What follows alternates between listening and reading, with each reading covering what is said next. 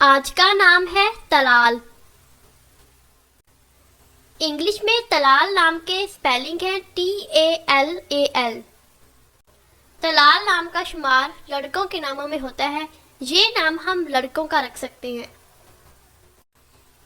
तलाल नाम का मज़हब मुस्लिम है। तलाल नाम की तफसील है तलाल अली और मोहम्मद तलाल। तलाल नाम के उर्दू में 4 हरूफ हैं और ये एक लफ्ज़ है। तलाल नाम के इंग्लिश में 5 हरूफ हैं और ये एक लफ्ज़ है।